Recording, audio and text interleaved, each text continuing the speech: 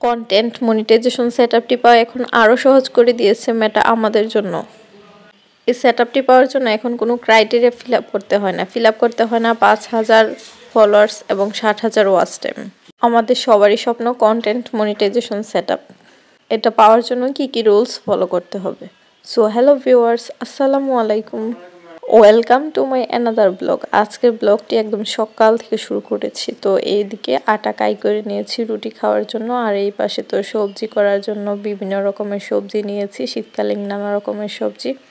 এই তো সবজিগুলো কেটে নিচ্ছিলাম, তারপর আমি এগুলো ধুয়ে পরিষ্কার করে রান্না বসিয়ে দিব। তো এখানে নিয়ে নিচ্ছি ফুলকপি, গাজর, সিম, টমেটো, কাঁচামরিচ।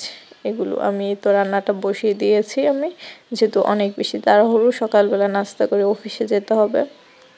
এই পাশে আমি রুটিটা বেলে নিব, তার আগে আমি করে নিব আমার ছেলের খাবারটা গরম করে ওরে খাওয়াই নিব।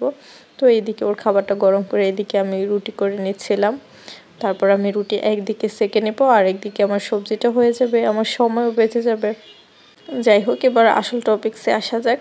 তো কন্টেন্ট মনিটাইজেশন সেটআপটি আমাদের অনেকেরই স্বপ্ন। এটা পাওয়ার জন্য কি করতে হবে, এটা পাওয়ার জন্য আপনার ফেসবুকে সকল রুলসগুলো ফলো করতে হবে। কি বলেছে স্টেপ বাই স্টেপ সেটাই ফলো করে আমাদের কাজ করতে হবে। কথা বলতে বলতে আমার রুটিও অলরেডি হয়ে গিয়েছে। তো এখন আমি খাওয়া দাওয়ার প্রিপারেশন নিচ্ছি। তো এই তো খাওয়ার জন্য নিয়ে নিয়েছি, এবার আমি খেয়ে নেব। তারপর চলে গেলাম অফিসে খাওয়া দাওয়া শেষ করে। এই তো অফিস থেকে চলে আসলাম আমি দুপুরে লাঞ্চ করার জন্য। তো কি করব, হাতে খুবই সময় কম, সেই জন্য আমি ভাতের সাথে দিয়ে দিলাম খানিকটা আলু, তারপর পেঁয়াজ, ধনিয়া পাতা এগুলো নিয়ে নিয়েছি আমি। তারপর মরিচটা বেজে নিয়েছি, চটকে নিব। তারপরে এই সরিষার তেল দিয়ে আমি ভর্তা করে নিলাম। এখন আমি ভাত নিয়েছি কিছুটা খাওয়ার জন্য, সাথে ছিল টমেটোর স্যালাড। তো আমার কাছে শীতকালে এই সালাদটা অনেক বেশি মজা লাগে, আর সাথে একটা ডিম ভেজে নিয়েছি। শর্টকাট খাবার, শর্টকাট হলো আসলে এটার স্বাদ অন্যরকম, এটার টেস্ট আসলে বলে বোঝানো যাবে না। এবারে একটা প্লেটে আমি ভাত নিয়ে নিয়েছি, ডিম ভাজি নিয়ে নিয়েছি, তারপর নিয়ে নিলাম কিছুটা আলু ভর্তা, তারপর টমেটো সালাদটা নিয়ে নিলাম। এই পর্যায়ে আমি এটা খেয়ে নিব, কেমন হয়েছে আপনাদেরকে রিভিউ দেব। এটা আমার কাছে ভীষণ মজা লাগে, আমি প্রায় সময়ই ভালো লাগে। তো এই তো খাওয়া দাওয়া করলাম। এবার খাওয়া দাওয়া শেষ করে আমি রেস্ট করে চলে আসলাম বিকেলের নাস্তা রেডি করার জন্য। আজকে বিকেলের নাস্তাতে রেখেছি সবজি নুডলস। তো এখানে গাজর, সিম, ফুলকপি, টমেটো, কাঁচামরিচ, ধনিয়া কেটে নিয়েছি। তো এটা আমি ধুয়ে সিদ্ধ বসিয়ে দিব। এই পর্যায়ে আমার সবজিটা অলমোস্ট সিদ্ধ হয়ে গিয়েছে। তো আমি এখানে দিয়ে দিব নুডলস, তারপর আমি এই পাশে ডিম দিয়ে দিব। সব সময় তো নুডলস খান, বাট একটু ভিন্নভাবে ট্রাই করে দেখবেন। শীতকালে এইভাবে সবজি দিয়ে খেতে বেশ মজা লাগে। তো আমি দিয়ে দিলাম এখানে পেঁয়াজ কুচি, টমেটো কুচি, কাঁচামরিচ।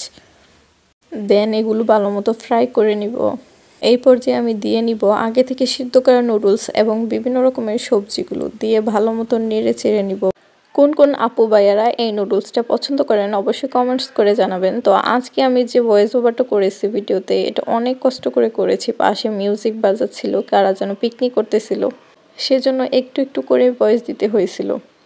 ভিডিওতে ভয়েস ওভার করার সময় অবশ্যই খেয়াল রাখবেন পাশে কোথাও মিউজিক যেন না চলে, তাহলে কিন্তু আপনার ভিডিওতে আসতে পারে কপিরাইট। তো সতর্কতার সাথে কমিউনিটি গাইডলাইন্স মেনে কাজ করবেন। আমি আমার ভুলগুলো আপনাদের সাথে শেয়ার করলাম। আমার রান্না অলমোস্ট হয়ে গিয়েছে, আমি ধনিয়া পাতা দিয়ে উঠিয়ে নিলাম। এবারে আমি খাবো। তো কেমন হয়েছে আমার ব্লগ ভিডিওটি, যদি আপনাদের কাছে ভালো লেগে থাকে তাহলে একটা লাইক কমেন্ট দিয়ে পাশে থাকবেন। আজকে এই পর্যন্তই, নতুন কোনো ব্লগ ভিডিও নিয়ে দেখা হবে। আল্লাহ হাফেজ।